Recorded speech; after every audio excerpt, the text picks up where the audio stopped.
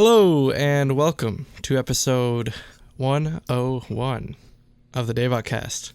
This is a weekly podcast where the three of us come together each week, this time with a guest, four of us this week, to talk about K-pop and whatever's current in the industry.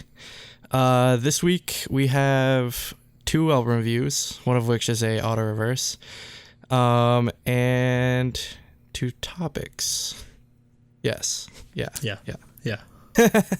Anyways, I guess I'll just, let's just get into introductions, well, shall we? All right. So as always, I'm joined by Nate. The lights are shining on me, and it's like a diamond. The best K-pop Christmas song of all time. Wrong. Not Diamond wrong. by SNSD. Anyways, I'm also joined by Andrew, who usually has 3 things. Number one. I should have got it before. Number 1. Number 1. Number He's 1. not ready. So in preparation for our trip to Korea and Japan in April, I bought this little thing, the Panasonic Lumix G85. So hopefully I'll be able to do vlogs and all that sort of stuff, and everything's in 4K and fancy, and I have no idea how to use it, but okay, I'll figure it out eventually. Okay. They were saying no audio, but they said it's back. We're good. Okay. Keep going. Number 2, on a more serious topic, I just wanted to bring attention to Minzy. She recently did a interview with Jeff Benjamin for Billboard.com, talking about sort of like depression, suicidal thoughts, that sort of thing, how she is as an artist and how she's growing or whatever. And I thought it was a really excellent article. I'd suggest anyone read it. And it's very rare that we get like a behind the scenes look in that sort of way with K-pop artists, just because they're usually just so very guarded and like pretty much they have an entire like PR department just preventing them from really expressing themselves in that way. So I really appreciated the honesty that she showed. And as I mentioned, as I've mentioned before, I've been very public about my own struggles with depression and suicide. So I just really appreciated seeing someone of her stature just share her story, and it's definitely inspiring. And number 3. Before this meme or just before this trend dies, I'm just gonna have to do it, and I promise them I'd do it on the next live stream. Kill us all. Pardon the hair. He has one of the hats. Oh my god! Oh my god! He bought one of the hats. Oh Amazing. my god! I don't know how this is gonna work do with it? headphones, but like I don't know. Does it? I will try. I will attempt to wear this for the rest of the podcast. So I love dumb. it. So dumb.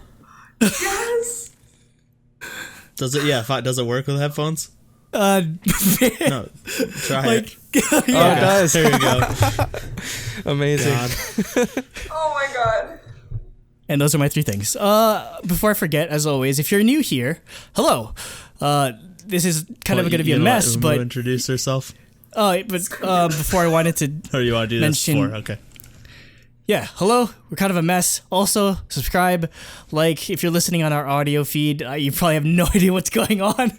But if you're here, maybe you should subscribe to our Discord, because it's mucho lit. Discord link is somewhere in the description. Yes. Discord is mucho lit at Applebee's Top Shelf. Applebee's Top Shelf Mucho Lit. Okay. Anyways. And Umu. Yes, I am also joined by Umu, who you may recognize from her channel, ReacttotheK. Yes. Hi, I'm Umu, and I guess I'm gonna do like a little fact thing that the others did. Yep, I'm from ReacttotheK. I run that channel. I edit videos. I react everything K-pop. I play French horn, and I am done with finals. It is my winter break, and I'm like alone in this giant house with Kevin, but Kevin's never here anyways. Isn't he doing like Isn't he watching like Shrek or something? Yeah, he's doing Shrek Retold movie showing tonight. That's all I was watching your live stream earlier, and I was like, that's all I caught because I was at work. I'm just like, why are you talking about the Shrek like thing with like the it's all ogre now or Shrek is love, Yeah. Shrek is life. No, I kind of like goodness. tuned out the second he mentioned that, but he's showing a movie. He runs a movie club. But yeah, I'm just hanging out. I'm editing things 24/7, filming things 24/7, and then I'm gonna go home and I'm stress free. So yay, that's my fact. How long is your break? How that goes. How long do you off till? Dude, okay, so I started taking classes at the University tied to Eastman, and they get a whole week later than Eastman itself. So my break is like 3 weeks, but because my mom only bought the cheapest flights, I'm only in California for 2 weeks, which really sucks. So Oh, did you dang. just that's still good, man. usually get a full actually missed that. month. Yeah, in college I had like a month and a half. I was off from like the middle of December and I didn't come back until like the last week of January, basically. So it was Wait, incredible. really? Oh, I get we 3 all- months for this break. Oh yeah, yeah, you do. because you don't have to go. Because He's going to Korea. Oh. yeah. The next time he goes to school, he's in a completely different country. It'll be great. I guess we'll see. You, We'll the see. enthusiasm in your voice was palpable. Yes. It'll be great. Yes. Anyways. And you are? I'm Jacob. # no blow note. I used to read out of it, but I lost it once, so I just quit doing that. Tableau's. Blow Note is Tableau's book of emo quotes, basically. Oh, okay. Anyways, Yeah, I from was Epic High. without further ado, let's get this started. Andrew, what's topic order? Because I didn't ask you that today. Topic I, one's day I 6. told you. All right, Topic one's topic day one's Isn't it day Barbarous? 6, which I... Oh, No, day Barbarous six, is day 2. six. All right. Nobody listens to you, Andrew, except for me, I guess. Wait, 1 second. 1 second. It's okay. Dumpster How does that fires hat are work? okay. You press buttons, or is there a mode where it just constantly there's goes like on? it's like air, and then you press it, and then it makes the air inflate the ears. But if you do it too much, I My think it God. kind of breaks. So you have to do it from time to time. Amazing. Oh hey, hey, Hey, it's PD. PD Hello. is in chat. Oh, what's up, PD? Stand You're supposed to be DAY6. editing my video. What are you doing here? Wow. Called out live. Is the video done? I still haven't sent them. Oh shit. Okay, I'll do that right after this. Anyways, Day All 6 time. right. Anyways, Stay in without form of further therapy. ado, yes, stay in form of therapy. Anyways, we can, I guess, start out with a review. We'll be reviewing DAY6's album "Remember Us," which is, I guess, a sequel to their previous one, which was "Shoot Me." Yeah. Was it Shoot Us or Shoot Youth Me? shoot me. The Shoot album? everyone. Okay. Youth Part 1. Yeah, Yeah.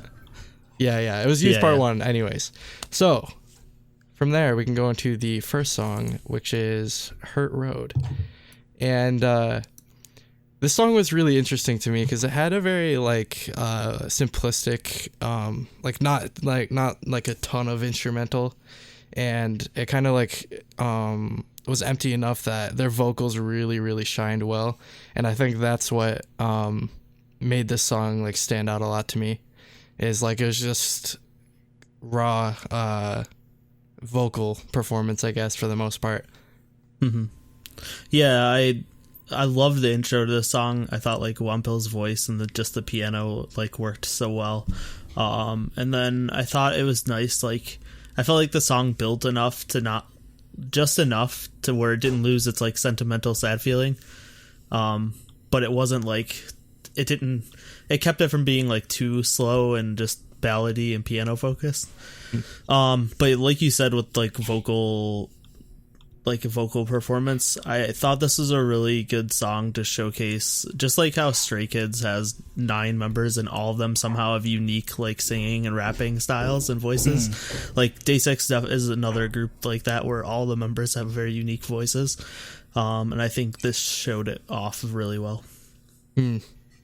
I'm actually surprised this wasn't the single that they went with, just because like we kind of think otherwise, just because we're really big fan, at least you and truly Daebak, really big fans of like rock music, but like the most popular songs for Day6 tend to be their ballads, so like obviously like Congratulations, like all that sort of style tends to do well in Korea. So that being said, it's an enjoyable ballad track, just because I think Day6 is probably one of the best groups when it comes to, or the reason why they're these sort of like emotional ballad tracks don't become grating on me is because Day6 is one of the best groups in terms of being able to convey emotion and sincerity in their music. So yeah, I could definitely see myself just being like up at 3 a.m. listening to an emo playlist and being like with a giant tub of ice cream just listening to this song and like cry. So yeah, you definitely get that you definitely get the vibe without even looking at the lyrics, obviously. Just you definitely feel the sadness and the sort of emotion just emanating from the song, which I really do enjoy about their music. Yeah.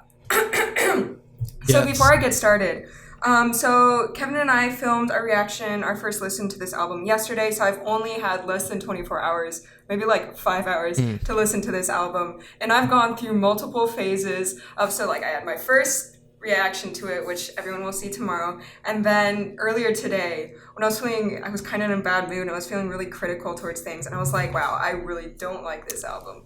And I was That's about me to be every like, day. oh my God, I'm going to be so mean during this podcast. But then right before we started this podcast, I was taking notes, and then I turned up the music all the way, and so I was able to hear all the different textures, and I was like, wait, now this is like one of their greatest albums ever. So I've had some like really high and low peaks with this, and as of right now, I'm like amazed with everything, and I think this is an album that you really need to turn up the volume to so you can hear all the different layers to it. And so yeah, first things first, Hurt Road. Spoiler, this first listen, this was my favorite song of the album, and possibly after a few listens, favorite song of the album.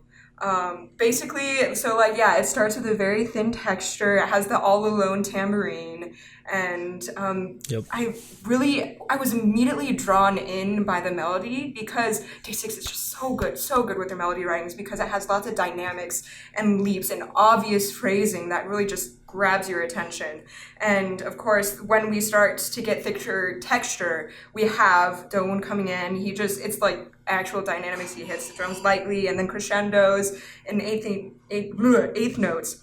And then, okay, my favorite part, this is where I'm going to start some singing. Let me just make sure that I'm singing the right things. Okay. So I really, really, really love the melody of the chorus. It goes E, D, C sharp, D, and then it leaps up to A, G, and then it goes up back to A, F, and then an F sharp, F sharp. So basically it's like lots of like half steps. It's lots of little movement, and then they're really good at assigning a peak to a phrase, and that's when they jump up a fifth from D to A. Da, oh my God, that was a voice crack. Sorry, guys. Da, da, da, da, da. And then they could have just gone directly from G to F sharp, which is just a step, but instead they go da, da, da, da, da. So it's like this little turn, which we could also call appoggiatura in classical language, where you start on a note, and then you go, am I talking about right the part? Yeah. Yeah, well, okay, no, I haven't reached there yet. Anyways, okay, well, the next part of the phrase is F sharp, G, F sharp, F sharp. And so you're starting on one note, and then you go up a half step, back down a half step, and then back up to this note. And that's what we call it. It's kind of like a trill a bit or something like that, or... Trills are faster. Trills happen like not it's repeated, necessarily in rhythm. But yeah, this is this one... arpeggiatoras would be like da da da da da, but this is just like actually it had a signed rhythm to it, but those were like the notes that it went to, and then after that part the melody just falls, and I think it's one of my favorite Day6 melodies. I was really, really drawn in by it. And then on top of that, Young K repeats the same exact thing at the beginning, but since he phrases it slightly different from Sungjin, and ends it that same musical phrase with new melodic material, it keeps the song flowing. And I think that's what Day6 does with a lot of their melodies and in ballads, and that's why we don't we don't find their ballads as generic as other groups. And then showcases. Okay, yeah, I think this song showcases Sungjin's vocals the best. Like, I'm hella biased towards Youngtae most of the time, but I think this is one of the songs that it's in a perfect range for Sungjin, and I think the style fits his vocal timbre really, really well. And just like the whole song has so many different turns, and like instead of just going to the next note, they do first a little leap and then back to it. And so the structure. Sorry, I'm going on and on because I really like this song. No, go for it. No, that's why we the invite you structure on. of this song. Yeah. So I marked the structure as a song A, B, C, D, A prime, B prime, C prime, D prime, and then A with double prime. And so basically A is when Wonpil starts singing, and I count that either as verse 1 or intro. And then when Jay starts singing, since it's new material, I call that verse 2, or just the first verse, I call that B. And then C is the chorus when Sungjin starts singing, and when Youngtae continues it, it's the same melody, so that's still the chorus. And then when D happens, I'm calling that the post-chorus. I should just call that C, or like C. No, that post-chorus, because the tempo changes and the chord progression changes. Basically, melody changes, everything changes. And then we go directly from that to the beginning instrumental, but with a new melody. So that's why I called it A prime. And then B prime is Jay's original melody, but sung by a different member, and the instrumentals are different.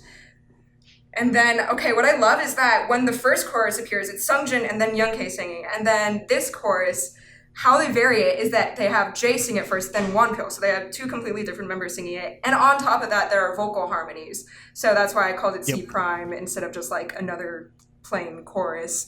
And then, of course, we don't necessarily have a bridge, because we directly after that we go to the post chorus, and again we switch singers from before. It's Jay and Sungjin this time, I believe, and this time there are also added harmonies. So they just they keep varying it by having the extra little harmony added in. And then the very end, it's the beginning instrumental but minus the tambourine, so I'm just calling it A double prime. Yeah. And so I just really think it's a really successful and beautiful ballad. What you mentioned before about DAY6 ballads not seeming as generic as other artists, like we literally sometimes when we just find a ballad that just doesn't stand out at all, we're just like in like releases lists or whatever, we're just like, it's a ballad. That's like all we have to say. That's all we have to say. That's our first t-shirt. It's a ballad. But I almost never have that feeling with DAY6. Like they always blow me away with their ballads. So yeah, I was super pleased with this song. Anyways, moving on, we have Days Gone By, which is like 80s overload. Like it's the title track. Or the single. It's the single. Everything about it is 80s. Like the synths in the background, the even just like the production even sounds pretty 80s, and the music video was really, really cool with nice like neon colors and stuff. One part in the music video that I really, really enjoyed was I think it was a part towards like 2/3 way through. They're standing on the stage behind like these neon panels. That shot was awesome. I love that. And then so for the actual song, when I first started, I was like, this will be a grower a little bit, because so I heard the pre-chorus, and then the actual chorus itself sounded like another pre-chorus to me at first. So I was like a little weirded out. Same but dynamic, after listening to it a few times, I really, really love this song. I think it turned out really nicely. So yeah, I really, really like this, especially the instrumentation. I love I wasn't expecting them to go into like an 80s vibe at all. Like that would have been like the last thing I expected from DAY6, and they pull it off really nicely. Yeah, like Jacob said, obviously the whole song's just straight up 80s. And it's something I love. I love listening to synthy 80s rock and synth pop and stuff. The one thing is, like, it's not necessarily like a unique or interesting take on like 80s synth rock, but it's not something they've done before, and like I think it's something good for them to do. But yeah, like you could compare it to just most 80s synth rock songs, and nothing really stands out, which is okay for me, especially because the rest of the album is super unique. So like this one being a little more standard, and I don't want to say generic because it makes it sound negative, but it's not necessarily a negative thing. But no, yeah, I thought it's awesome for them to put out something like this. Reminds me of Wonder Girls. Give me more. JYP just needs to do more synthy, like retro rock songs. Stray Kids next. But yeah, and Stray I Kids. agree. That would be interesting. If Stray Kids doing 80s would be so interesting and weird. They weren't even born. Like they probably. I was gonna say, yeah, but most of them weren't even like barely John 90s. can't even produce anything. Well, I mean, most of DAY6 wasn't either. That's true. If any of them. Yeah, no, none of them were but born yeah, in the 80s. Yeah, the oldest I agree with is Jacob, too. 26? Jay's 26 Yeah, or so something. they're Yeah, I roughly think like a year around younger my than me or age. So, something. and I wasn't but born in yeah, the 80s no. last I checked. I also agree with Jacob with the music video. I thought it was such a cool throwback. It fits the song so well. And yeah, that exact shot is the same shot I was thinking of with the colored panels behind them. It was a really good shot. Okay, so yeah, again, to echo Jacob's sentiments, this is a great new direction for DAY6 because it's going to be a recurring theme, maybe just throughout the album reviews. But as someone that's just sort of a stickler for not like beating like the horse or beating a dead horse or whatever, like I enjoy when groups sort of venture off into new directions or new sounds. So something like this was maybe just like it was unexpected, but it's something that I didn't necessarily see them, or it's not too surprising that they went into this direction because there's just basically been this like maybe it's just like a millennial thing or whatever. I hate to use that word, but just sort of there's this like new sort of discovery or newfound like appreciation for like 80s pop culture and music. Like basically there's just this whole like new like basically there's groups like the 1975 where their entire concept is they're just doing like 80s music and like all of their visuals are inspired by like freaking John Hughes films and all that sort of thing. Basically just like all these people like maybe like my age or so are like finally starting to get an appreciation, or they're discovering maybe the stuff that their parents grew up with, whether it be like new wave synth pop or like this like city pop or future funk, like Japanese discos sort of starting to make a resurgence, or like vaporwave, just like the visual aspect of it. Yeah, it's definitely obviously like music and just like culture in itself is cyclical, but yeah, it's so interesting to see just how like again like people my age that weren't born in the 80s and have like no like actual maybe experience with the 80s or this style of music outside of what their parents experienced or sort of divulged to them. It's really cool. So obviously, yeah, being a huge fan of this style of music, I really enjoyed it. I'd say what stood out to me the most is obviously Wonpil's the synth is just so beautiful, and I never thought I'd hear something like this in a K-pop song at all. So it's what really nails down the vibe of the song, especially like it wouldn't be complete if it didn't have it. And there really is something about just JYP as a label doing or sort of promoting themselves, doing retro concepts, whether it be Wonder Girls, whether it be like Twice doing stuff like Signal, or just all this sort of thing. Like it's really cool to see that just sort of be like the defining aspect of it. And I'd love to see them do just like a whole like throwback album, because I mean this is probably the only one that's in this style of like 80s synth pop, but I'd love to see them sort of take it even further. As for the visuals, again, like this is what like, it really sells it, just because all these crazy pastel colors, just like the outfits. I don't know what happened to Sungjin's hair, but okay. He said a bear clawed him. Yeah. He shaved it because he's confident. Yeah.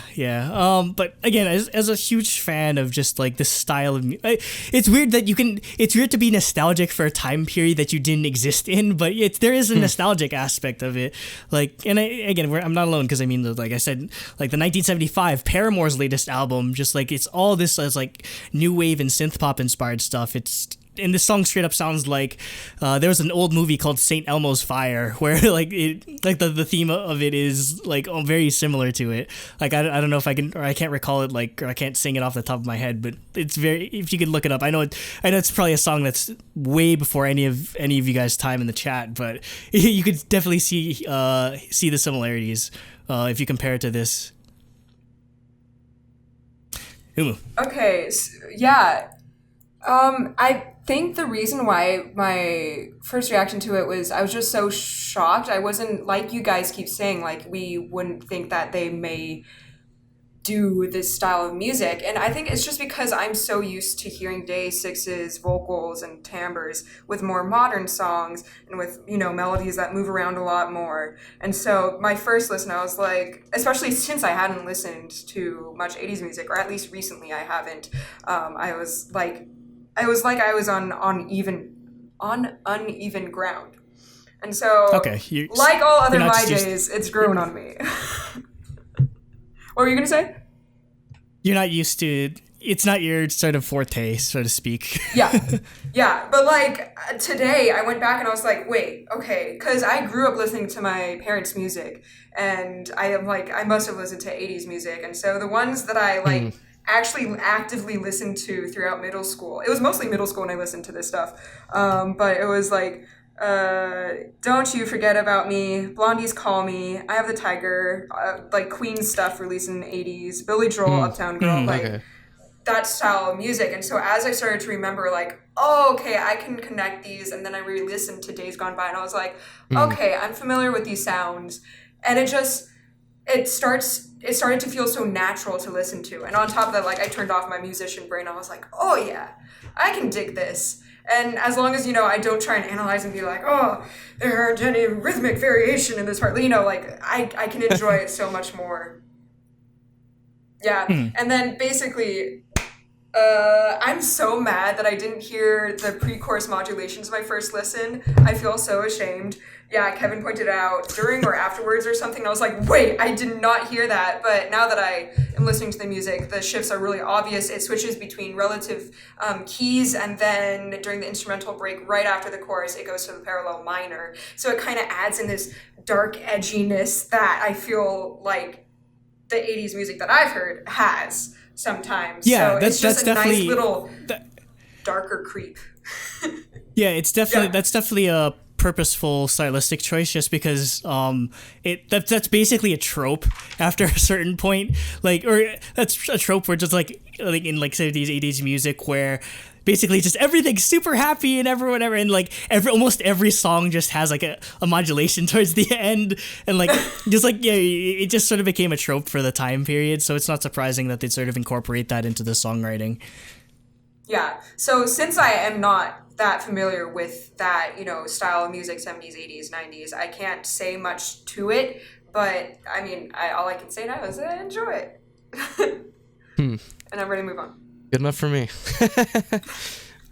All right, so up next, we have Headache, and so based on the first two tracks, I was like, oh, this is gonna be like a more mellow album, kind of like Moonrise. I was like, and then bam, Headache. I was like, oh my god, what is happening? And honestly, I will not turn this down. I love when DAY6 does these more like hard rock style songs, and like Doan's drums immediately came in. I was like, yes, this is what I like. Give me more. And even I think it's probably Jay's guitar throughout the song. I really, really enjoy that as well. Also, the filters they put over their voices and stuff like that, it really reminds me of a lot of the rock music I used to listen to, probably like the 2000s when I was a kid. And yeah, I really, really, really love this. And so when I heard this, I was like, this is my favorite song on the album. and it's not going to change. And then it did. something else happens, but we'll get there. And then it did. And then it did. You lived up to your name, where every song is your favorite album, or your favorite song on the album. It's one of your favorite songs on the album. But no, yeah, I agree with Jacob once again. I thought it was interesting, though, the intro, like the very, very beginning, it actually sounded like it was going to be hip-hop, because it's like a hip-hop beat for a couple bars, and I was really, really confused. And that actually comes back in like some short sections later where they bring that beat back, and yeah, it almost sounds like a hip-hop beat. But yeah, it just goes so hard after that intro, and I love it. I want more of this. I used to listen to a lot of rock music before I started listening to K-pop. And this is the type of stuff I listen to. And like Jacob said, I love all the vocal effects and like techniques they use with like the chanting and the echoing and the different effects they use on their voices. I thought it all sounded fantastic. Mm-hmm. So yeah, again, being a child of, or growing up in the mid 2000s, like this type of like sound was just, again, being the same age as most of the members of DAY6, they probably grew up listening to the same stuff that I did. So it's not a surprise that they're pulling these influences from the same sort of time periods in this sort of way. And again, to touch on what Nate mentioned, like I was really just like, wait a second, is this a boom bap beat in a freaking DAY6 song? I was like, whoa. Are we gonna get some like hardcore like rapping or whatever? But no, it's actually a pretty like sort of interesting like maybe like eye catcher or whatever. And that David, now I just want a straight up like DAY6 rap song. Hip hop DAY6. It's just like DAY6 like rap.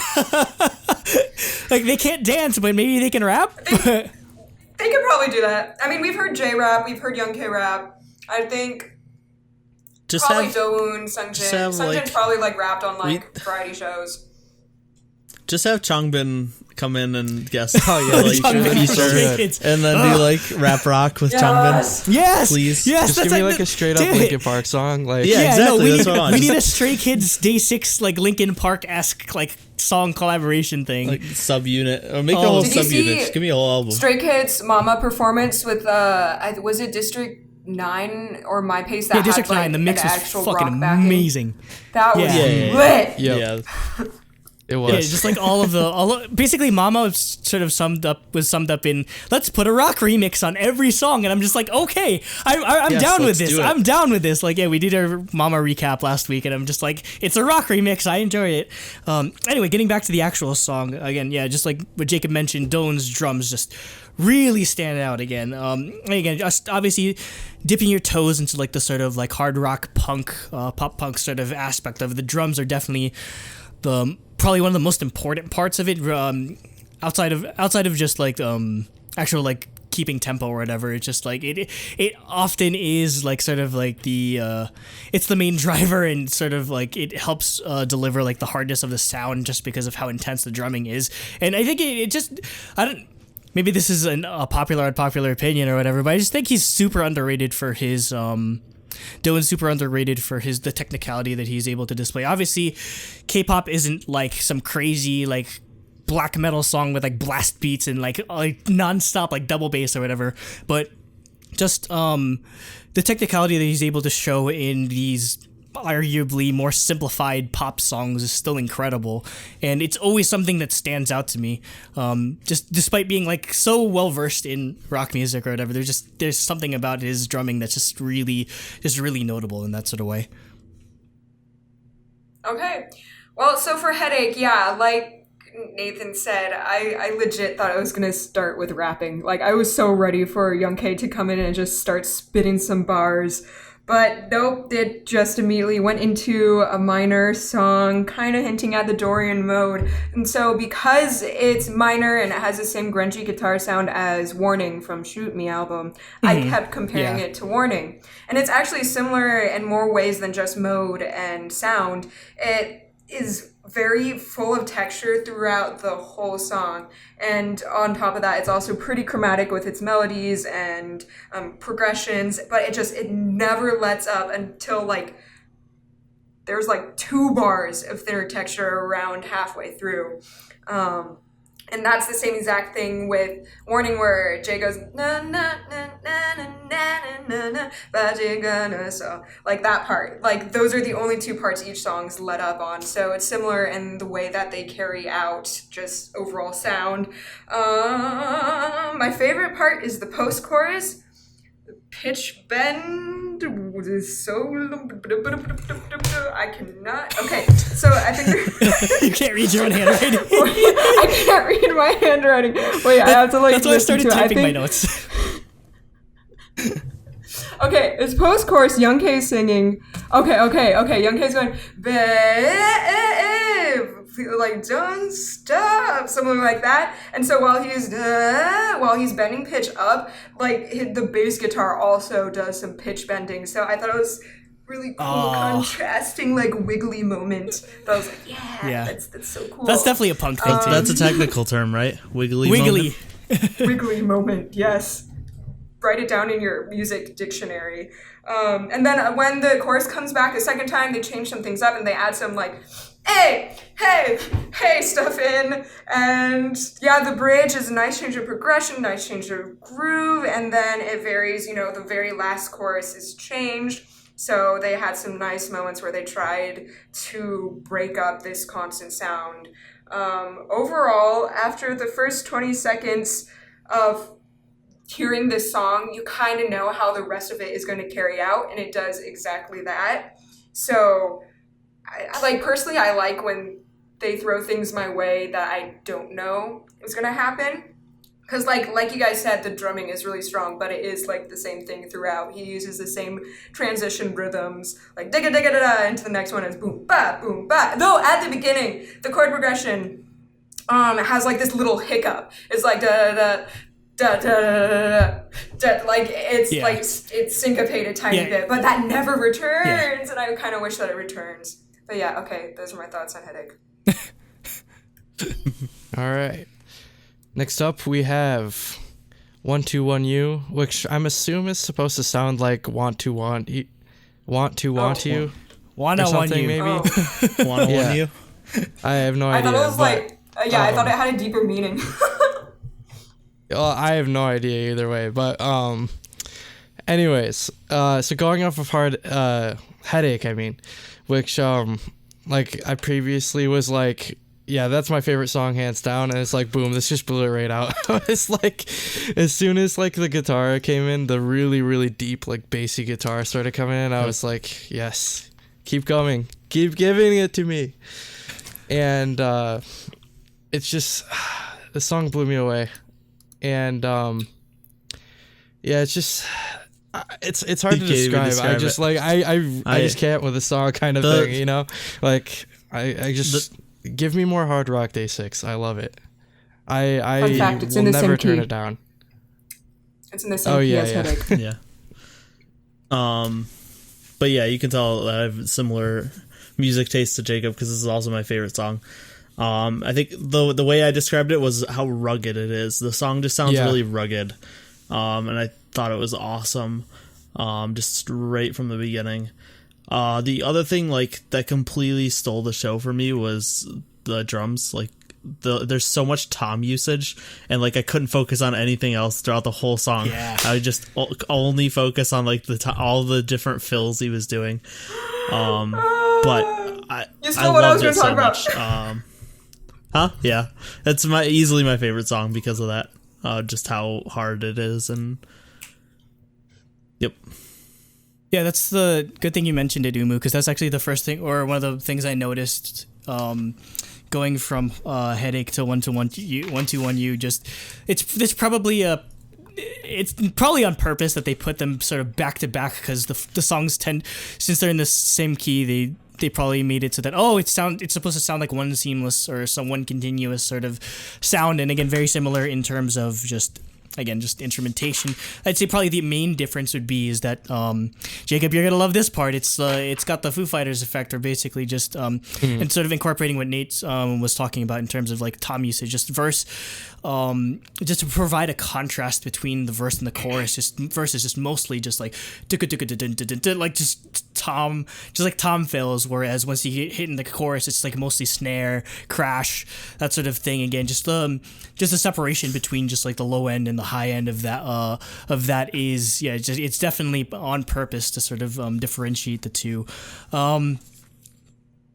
Shout out to Young K's bass line, which is going to be another thing I say a lot later. Just again, I love how they pull from just like these pop punks sort of sounds and bring that into this type of, or their style of just melodic pop rock sort of vibe. So, and also just again before I forget, just another really cool sort of thing to differentiate sounds is towards the beginning or intermediately some parts that they use, or Doan uses a really good he takes advantage of like stick clicks or just like rim clicks or whatever, just to provide different sounds. Again, it's so fascinating and interesting just how much variation you can get from just like a literal circle that's covered in like, it used to be covered in skin, but like covered in the synthetic fabric, and you just like bang it like over and over again. Just like, again, there's just so much you can do with it, and I really appreciate that aspect of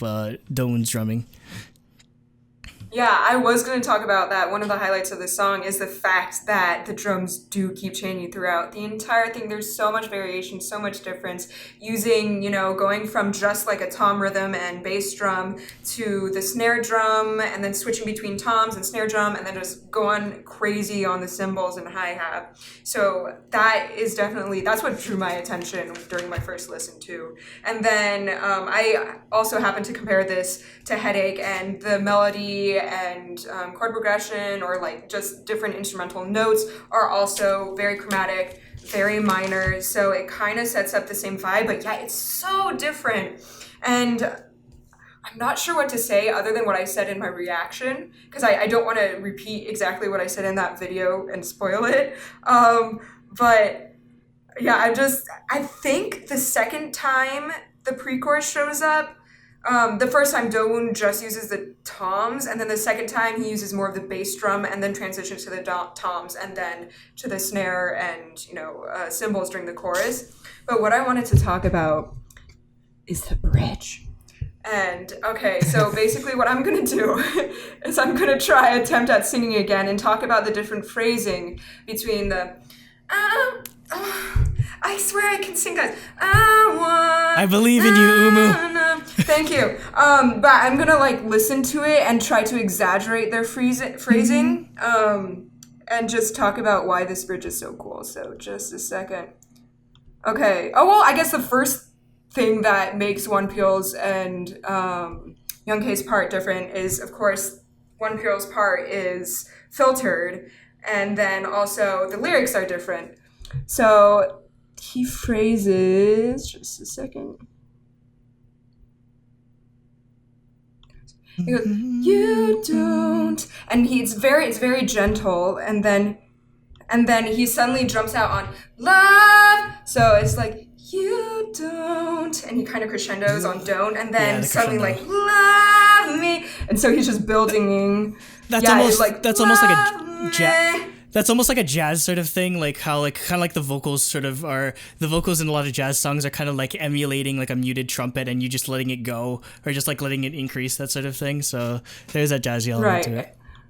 Especially since he's leading up to an unfiltered part, which is Young K's. So he just, this whole phrase, he's just crescendoing up to Young K's part. So even when the melody goes down, he's still crescendoing to Young K's part, and I will repeat this part over and over and over and over and over again and never get tired of it. Like this next few seconds is a reason, is it a good reason why, or no, a good example why Young K is my favorite male vocalist in all of the K-pop industry.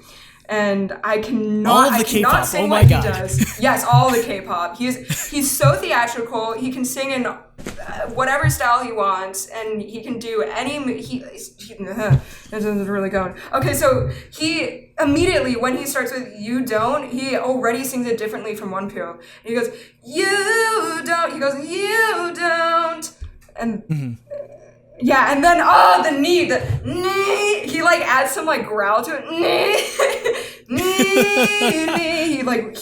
He emphasizes the slide a lot more, so he stays longer on the notes, not that on the note lower to the note that he's going to. And then, of course, when he moves on to the lyrics, just leave me, he adds even more growl to his voice. Just leave me. You know, that part. Oh. And then, of course, it goes back to the chorus. But I'm just obsessed with that little section and the difference between their vocals and then the amount of sexy, sassy, dark dirtiness that There's a lot of Young K sass puts into his line. Mm. Okay, I'm done. All right. All right. Next up, we have So I'm Cool. not done! Wait. Nope, not done. All right, we're back to 1 2 1 U. Okay. One step. So there's this part where there's one step? What's one step? Wait. 1 2 step. What is the one step? When does that happen? I have written down in my notes, one step, falsetto, and capital no. Okay, it must be during the last chorus. I think it was like, one step, one step. I literally have no idea when that appears in the song, but I have one step, falsetto! She likes one step, guys. And then, am I looking at the right thing? Oh, I'm not looking at the right thing. The wrong song. I was gonna say there's a song later on with lots of falsetto, but I am different. Okay. I mean, I am done. Anyways. I was looking at my notes for marathon. That's what I thought. Okay. We'll anyways, get there. anyways. We'll get there. Don't worry, Umu. Now we have the song "So Cool," which also The ended cover up of the Sistar passing, song? which also ended up passing "Headache," and which is a song I was like, "Oh, this will be my favorite," and it's passed by like 2 songs on the album. I was like, crazy. So immediately when this started off with the ba ba ba ba ba, I was like, it reminded me of the freaking Hitchhiker song, like the blah blah blah blah blah blah. Oh, yeah. On the SM. yeah, the SM's was that station song? Yeah, I don't know if it was station No, or it's if not he station just song, randomly made it, Yeah. but Okay. yeah, like the beat in the beginning reminded me of that, and then it went into like again, like I guess more of like an 80s rock style song, and yeah, so like the guitars again really nice and clean, the vocals always clean, but the part that stood out to me that really made this song was like Young K's rap part. Yes. Like I was like, holy crap, what is this? It's like straight up like a Beastie Boys style like rap, like Run DMC or something like that, and I was not expecting that at all. I was like, yes, that made the song for me. I love it, and the song lives up to its name.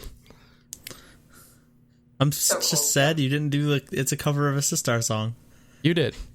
I know, but that's because you did it. That actually is one of my It favorite. was the obvious one. It's usually Sistar one of my. songs. That's actually one of my favorite Sistar songs too. Is it? But no, yeah, I thought this is so like weird and awesome and just experimental. That like literally in my notes, I said I'm just gonna let Umu explain what's going on because I have no idea how to explain what the hell's happening in this song. But either way, I love it, and I'm always down for weird experimental rock. DAY6. Yeah, I'll let Umu explain the technical stuff. I'll just sort of stick to genre and that sort of thing. So, yeah, this one is a lot more, I guess, like, they're definitely jumping around in terms of style of rock where they went, like, 80s synth and, like, maybe, like, ballad rock yeah. and then pop hard and then rock. hardcore or hard rock. And this is more of, like, a funk rock type thing, like maybe just a bit of like, I don't know, Red Hot Chili Peppers or like Faith No More, especially. Like they had a song like that was on Rock Band that I just remembered, like very similar sort of vibe to this. I think that I don't know, just I guess in comparison to just like how outstanding everything is just it kind of becomes a victim of it doesn't end up standing out as much just because every song on this album is kind of just like insanely good. But that being said, yeah, obviously the Young K rap was just incredible because when was the last time like we got a legitimate Young K rap in a like not since probably like Everyday 6 whatchamacallit. dance. He rapped in Warning. No, in Talking To, in the Shoot Me album. Yeah, that's the thing they do. They've sort of gone away, or I remember that was sort of a thing. It was like, okay, we're gonna have Young K rap a lot, and then we're just like they changed. They went away from that. Like they remade Congratulations entirely just because they wanted to sort of change. They wanted to go away from that just stylistically. But yeah, it's still cool to see him rap from time to time. So I did enjoy that part. Yeah. Okay. So as for me, actually, this song isn't. Okay. Oh, what? Did something happen? Oh, you kind of froze. You froze for a second. Oh, hello. I'm still here. You're good now. So this song actually, I didn't think it was too harmonically weird. I think the reason why it sounds weird is because, again, of chromaticism and the fact that it starts. Okay, I'm gonna just skip the pitch up thing for a second and talk about how it started with falsetto, because really, really not often do we start songs with falsetto, because you try to start in a lower range, lead into it. So then you can build up to a higher range in the chorus. When there's thicker texture and you can sing louder in a higher range. But so it starts with such low instrumentals and really high vocals that it starts off sounding weird and you're not used to it. So that's the first thing that grabs your attention. And then, is that a guitar that's doing that? Because I tried to listen to it multiple times. My first listen, I thought it might have been like a I couldn't sample figure it out either. I think it might be a guitar, and it's just like going up half steps. It starts... like actually goes up, I think 3 whole octaves, like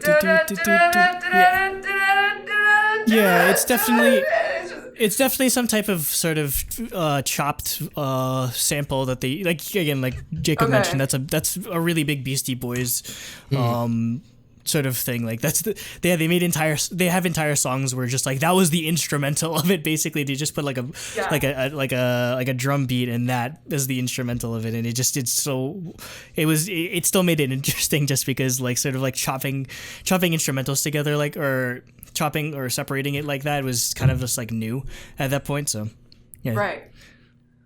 I think another thing that lends to this song not sounding, sounding interesting is the fact that their vocals are the phrases are pretty short.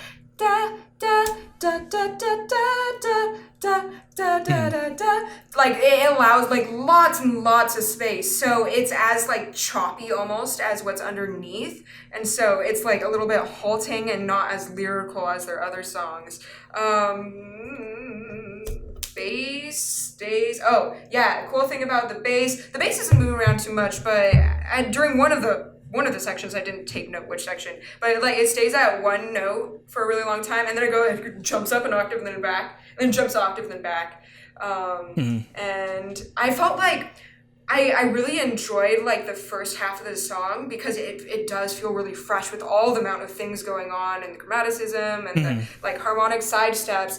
But at the very end, I feel like it repeats just one too many times without variation, because I think they do the chorus 2 or 3 times, or like the bridge isn't long enough.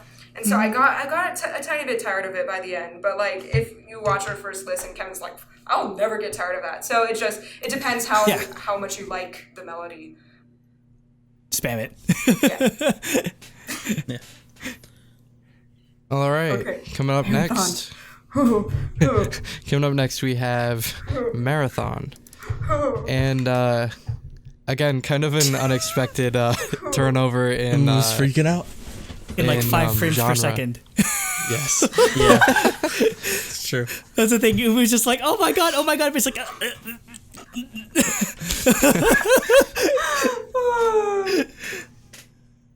all right. Go ahead, Jacob. Anyways, Sorry. Marathon. They sort of did another like unexpected switch in pace, I guess. Going back to the more like softer I guess vibe that they had in the beginning of the album. So I guess the album kind of goes into bell curve as far as that goes. And I really like this. It's a lot more I'd say this is probably the poppiest thing they have on the album, and that's definitely not a bad thing, because it still stands out quite a lot. Like the again, like there's a lot of like the subtle like drumming in the background, I think was turned out really nice. Everybody's vocals stand out like always, And I feel like I'm kind of just like beating a dead horse with like a lot of the things I'm saying about these songs, but like if there were any other band, I'd have to like point it out. It's just, yeah. I think this turned out really well. It's I don't know what it's like, early 2010s, like really like pop rock sort of thing. I don't know what artist I'd pinpoint it at, but yeah. Yeah, I kind of feel the same way. Like this, I couldn't pin it down to a certain artist, but yeah, I thought it had some fantastic guitar parts, and I loved the use of like the wind instruments. It gave it kind of a big band sound. The one, like, it's weird because I like this song, but it does seem a bit like all over the place. It's like kind of hard to focus on, if that makes any sense. But it is a good, like, feel good pop rock song. And I still enjoy it for that. I mean, yeah, it is kind of all over the place. Maybe sort of purposefully, just because I feel like the soul and blues elements that this song is sort of pulling from is sort of rooted in like improvisation and just sort of like odd time signatures, or just like sort of like not necessarily playing on beat or perfectly all the time. So yeah, I really as someone that did jazz band in high school, I definitely have a huge appreciation of this style of music.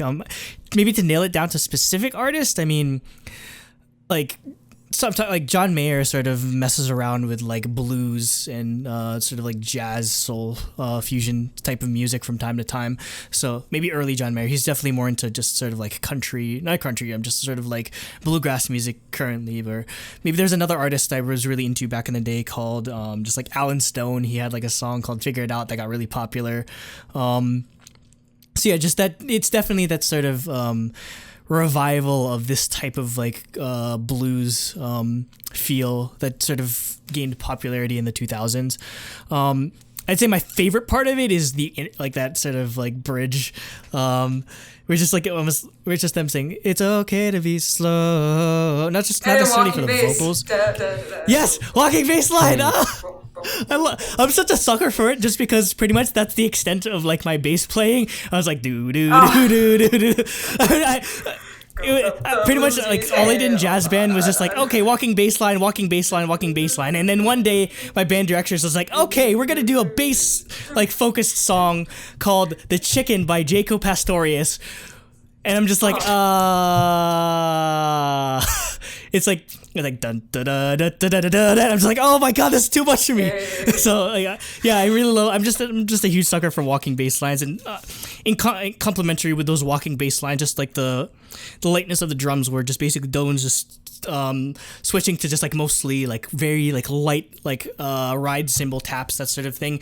They lower the instrumental of it to sort of go hand in hand with the softness of the vocals. It's okay to be slow. Like it sort of it helps complement that section of it. So that's why this might be my favorite song, just because again I appreciate the intricacy. I love them sort of dipping their toes into non-pop or rock styles of music. So yeah, just again, there's a lot of intricacy here that I've really just come to appreciate in listening to it for the past week or so. Also, am I the only one, or is Andrew frozen for you guys too? No, he's not I'm moving.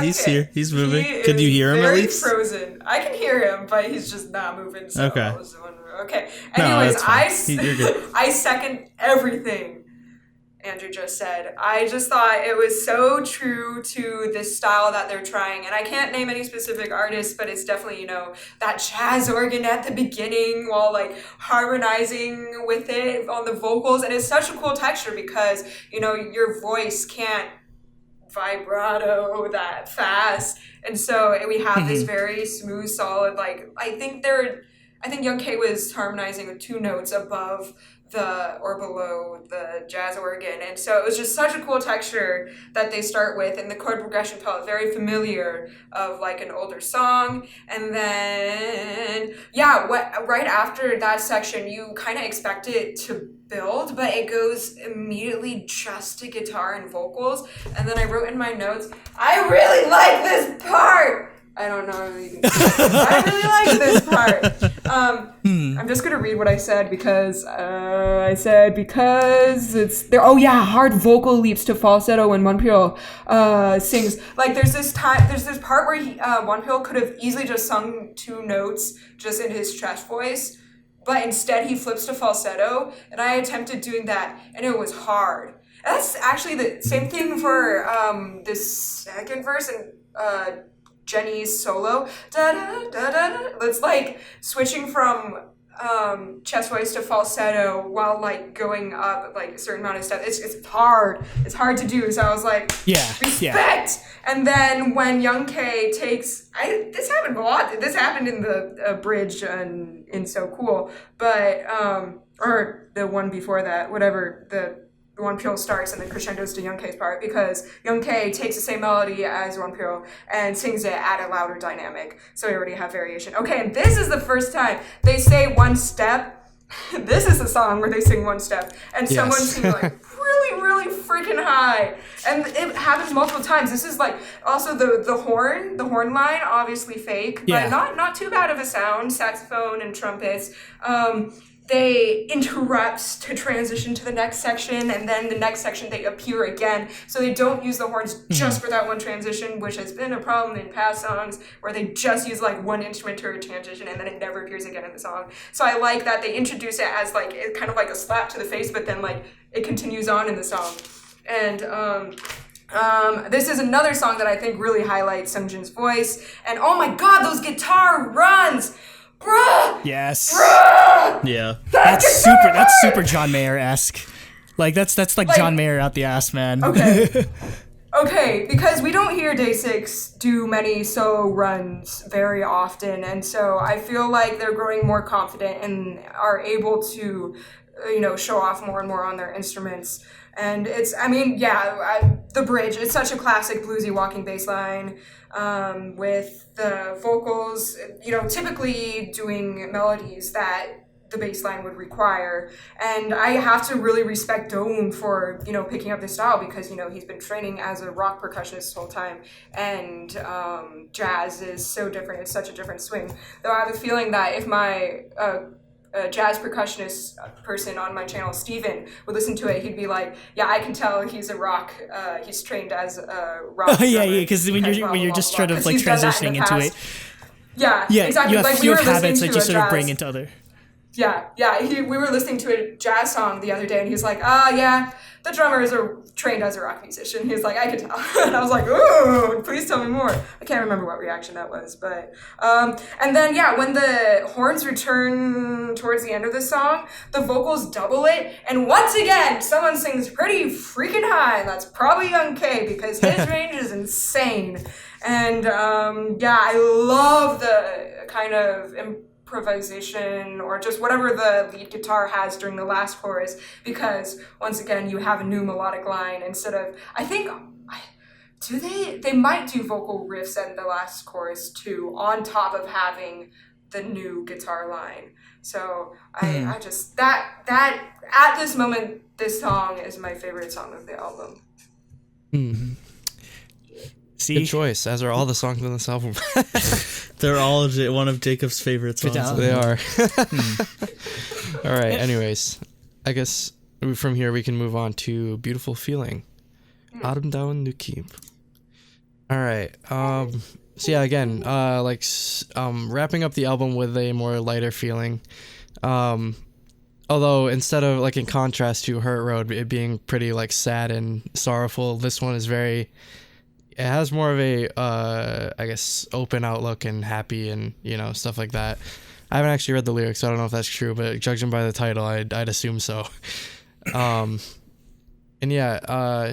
the drums sort of like just setting the beat throughout the entire song, that I felt was pretty effective. Like, it's something you commonly find in a lot of songs, but there's something about Dowoon's drumming that I just love. And, So, in the chorus, the vocals definitely stand out, and also, if I can get to it and where I was listening. Anyways, I remember Dowoon singing, so yeah. Yeah, bridge. I loved that. Yes. All right, I got that. I'm listening to my headphones as I'm talking as well, so I was like, let me find it.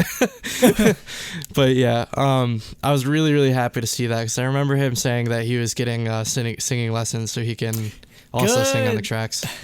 So yeah, I'm glad he actually did get a part on one of the songs. Yeah, I agree. I thought it was a good way to end the album, and just more of the like classic acoustic DAY6 song. Like, this is something we've heard before. Yep. Yeah, exactly. And yeah, starting with the more ballady, piano focused song. I thought it was a really good way to bookend the album. It's fantastic as always. I'd say in a vacuum, I probably enjoy this song, but I guess the sort of reason why this would probably be like my least favorite but I mean that's like that's kind of like nitpicking at this point, but who's your favorite child? No, don't do that. I'd say probably who's your favorite SNSD member? No, you don't do that. I'd say just in terms of like it not standing out in comparison to just the songs I really did enjoy is that I know that DAY6 is sort of they're a idol band sort of group, but I'd say the style of song that they chose to go with here is kind of something we see from like other like not like actually like dance groups where they're like, okay, we need to do like a valid like emotional track. This is the kind of song they go to. Yeah, ending of the concert chant song. Yeah. So it's definitely it's lost its luster after a while, but obviously DAY6 does it well. It's just it's just when you hear it from like non like idol or like dance groups continuously, it just sort of like loses the effect even if you're hearing it from a proper band. Yeah, I can definitely see where you're coming in. In fact, that was my very first opinion on it. But then the more I listened to it, the more I liked it. And I'm actually going to go on a little breakdown analysis because I didn't say anything during my first listen video because I was like, yeah, it's a chant song, it's comforting. And the reason I almost feel like this kind of sticks out, not like as a sore thumb on this album, but I feel like the rest of the album feels very fresh. But this song isn't necessarily a fresh feeling, but it's very comforting and warm, and therefore, since it brings such a different vibe to the table, I feel like it doesn't necessarily match with the rest of the songs on the album. But okay, breakdown time. So we start off with this nice rhythmic syncopated guitar and piano line that emphasizes beat 1 and 4. So 1 2 3 4 1 2 3 4 1 2 3 4 1 2 3, and that's what carries us and carries the motion on to when the bass comes in, and then the piano and acoustic guitar stays the same, but we have, the bass is something new, and then Jay starts singing a new melody. And I really, really love when Jay sings "Baby Da Da Da" because it's sassy, very haunting because the harmony is a lower fourth. There's a fourth of an interval between the two notes, and our typical harmonies in pop music are thirds, and so fourth, it just adds a tiny bit more dissonance, and so I feel like it adds like a haunting, longing feeling, da, da, da, da, da, and just contributes to the overall atmosphere of the song. Then, of course, we have this little tiny acoustic guitar break right before da da da da da da da da da, that part, and it's such a contrast from before because we have this really long held out note with really dramatic tom hits with bunches of reverb, like they're just trying to make this chorus the most majestic thing ever. But also this whole note that they hold out, the da da da da da da, contrasts nicely for when the second half of the chorus is more reliant on the guitar instrumentals, da da da, like almost carrying the melody. But of course they have like it's beautiful feeling. Of course they have like those little vocal interjections, but at that moment we're probably paying attention to the beat and swaying back and forth, with our like wristbands. DAY6 has like wristwatch, leaf, light things. And at that I don't know how to describe them. Light bands. Because there's light sticks, light and wristband. the DAY6 has light bands. Yeah, something like that. Okay. It's not a light stick, it's a light... Okay. And Yeah, light wrist thing. And then, of course, the second verse is slightly different in melody, though we keep the same instrumentation, same chord progression. And then during the bridge, there's a new progression, new groove. Jay starts singing in the range that they were before, but then dips down a tiny bit, so we're at a lower range. Some people say love with Jay. Oh! Another moment that really stood out to me in the song is, okay. I'm trying to remember the melody. It's like, some people say love. I don't know. And then Sungjin harmonizes above it. He goes, say love. But he says say love almost later than Jay. So some people say, it was like, some people say love, and they change notes at different times. At first it's parallel harmonies, and then they change and end differently, either rhythmically or harmonically or something, and so this harmony really stands out. And on top of that, I think I need to really delve into this and listen more, but I think Young K is the one who does background vocals and harmonies the most in DAY6, and I think the thing that appears the most in DAY6 music is a member is singing a solo line and then someone is singing background vocals, which is different than background harmonies, because when there's a harmony, it's someone singing the same exact rhythm as the main vocal line, but on different notes, and background vocals are just something completely different. It's the oohs, the ahs, or a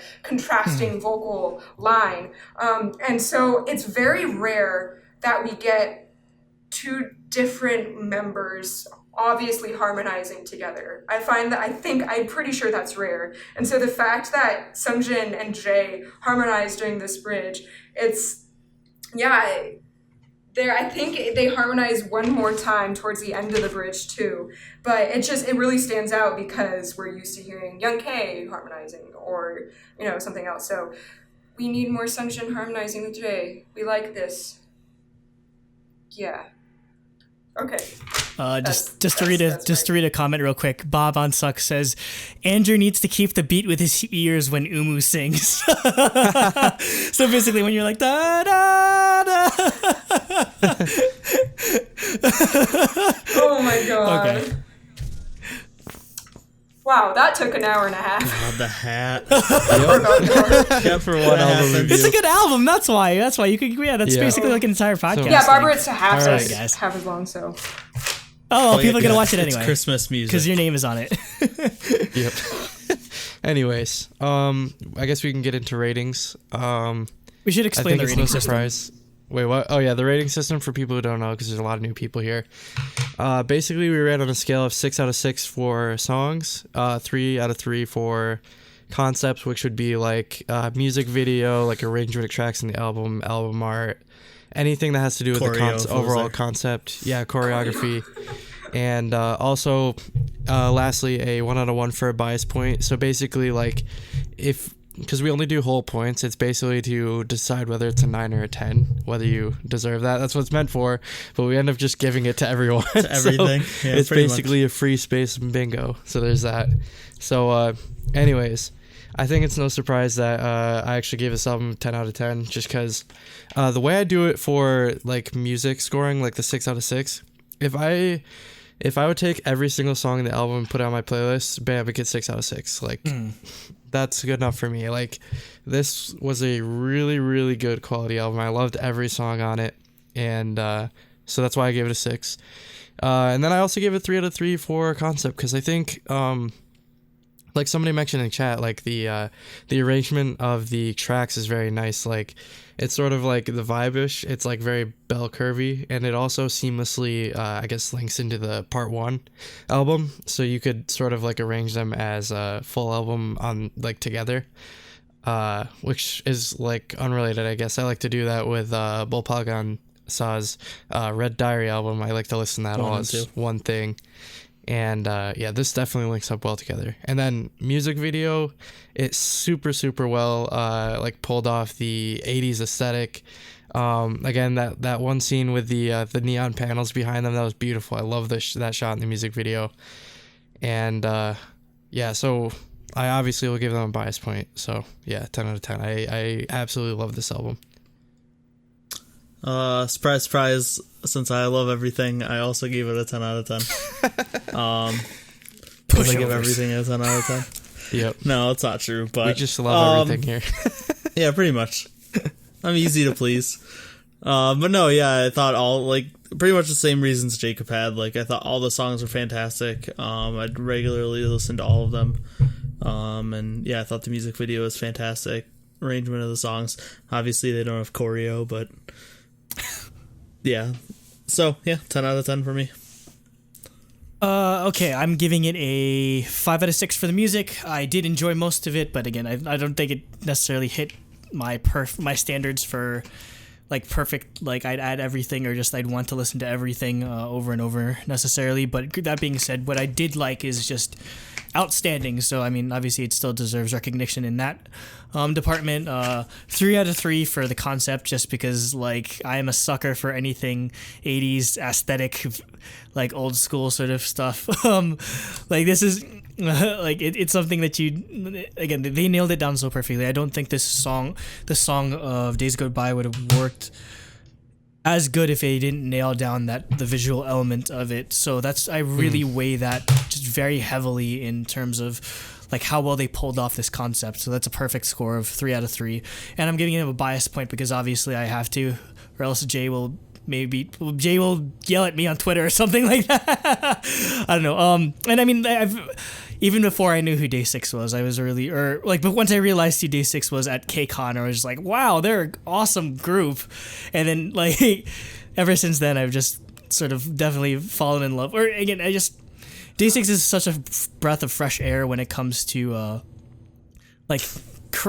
doing a show or constantly listen to K-pop or whatever, where my background is definitely in just pop, punk and rock music, that sort of thing. So just to always get those flavors in a K-pop context is always nice, and just always sort of it's a comfort food for me. Basically, it feels like home, so it's always something I'm going to appreciate. And they've definitely been the biggest sort of catalyst, or just the biggest driver of that sound. And I hope it sort of helps inspire more groups to sort of pick up this style, or just do more band stuff, just because again, there really is only a handful. So that'd be a 9 out of 10 for me. Right. So you nailed it when you said that their music is so comforting. I was actually going to tweet. I've had this, sometimes I just write tweet ideas in my notes on, yeah, you stole my tweet, god damn it. I wrote this down, and it's just DAY6's music feels like home. And it's just ridiculous, because if I'm having a hard day and I'm just transitioning from one thing to another and I'm stressed and I listen to DAY6 music, sometimes I just get lost in it and I start crying, or I start missing home, or good crying, letting out emotion, oh, I love them so much, I love this music so much. And they are such a comfort blanket. All their music, even the upbeat songs, just feels so nice to listen to. And there's a reason why they're my, second favorite group artist, not in the whole wide world, but in the Korean music industry. Yeah, K-pop. And so I give this a 10 out of 10. It might, this is my first 10 out of 10. I'm truly I'm the curmudgeon for once. It could have been throbbing, Andrew. I know I could have, So but close. I mean, the songs might ungrow on me, but at this very moment, I can really appreciate everything. And they just keep either they bring something fresh to the table, or they're, re-bringing something to the table with, these throwback songs. And when they did redo these, they did it really well. They did their homework. It doesn't feel half-assed like some, retakes on older music. And so 6 out of 6 for music. As for concept, this is the very first physical album, DAY6 album that I bought, because they look really, really good. I feel like past photo shoots haven't been the most flattering for the members. They're obviously very good looking, but I was waiting until they had a concept that really drew me in, and I thought they did a really fantastic job with the fashion, Agreed. with the makeup, with the hair. I don't mind the rat's tail. I don't mind the, what's it called? That thing. I don't mind it at all. I know some people are a little turned off by it, but it fits the style, and I just love everything about this album. And the music video, at first I was a little overwhelmed because I've never watched 80s music videos, so I wasn't necessarily sure what it would be like, but I think they really stuck to the style, and I love it when they were goofing off and they were dancing a little bit with their instruments, and it brings me lots of joy to watch it, so I give 3 out of 3 for that. Right? Yeah, 3 out of 3. Yeah, 3 out of 3. And then, of course, one bias point because I think they're the group that I listen to the most nowadays. So, yeah. I feel justified now because we gave it a 10 too. Daebak album. Yes, definitely a truly Daebak. It's not album. a perfect. It's not a perfect 10. It's not a perfect 10. It's not a perfect 10. It rounds up to a 10 out of 10. It rounds up to a 10, which means it gets a shiny thingy. But I wanted to make that throbbing thumbnail. We haven't been no, able to do this since the no, ball you album. do not want to. We've done it once. Yeah, we've done it once. But I mean, just in retrospect, I'd probably have to say I enjoyed this part 2 or Youth part 2 a lot more than I did in comparison to Youth part 1. And that's not necessarily like trying to slander that album necessarily, but I do feel like this was just really incredible from top to bottom and just in all aspects. So it definitely is a lot more memorable, and it's probably going to land itself on our like some of our mini album of the year lists for Truly Daebak Awards. So that being said, just everyone in the chat, feel free to give your own scores if you're in the comments watching this. Definitely give us share your thoughts on all songs and maybe give us your scores as well. Yeah. You know what? Now that I think about it, we reviewed part 1 with Kevin. I was wondering that. What did he rate Shoot Me? I forget. I don't remember. I think he rated it pretty decent, like 8 or 9, I think. Yeah. Okay, he likes this album better than Shoot Me, so. Okay. So that's all right. We're not alone that. All right. And so people talking about. Oh, sorry. Finally. Talking about the chat. Go ahead. If anyone is from Southern California, I'm gonna be. I ordered DAY6 albums from their US orders, so they're having a free pickup in LA in Koreatown. So if anyone's in Southern California and picking up their albums, I'll be there then. Yeah. Okay. I want this to become a tradition where they cover the previous like produce group's debut single. Song. Yeah, basically, the Eyes One is gonna do energetic. I would say we need 101 doing. Yeah, 101 do Dream Girls. God damn it! And then so like the produce one next produce 10 X101.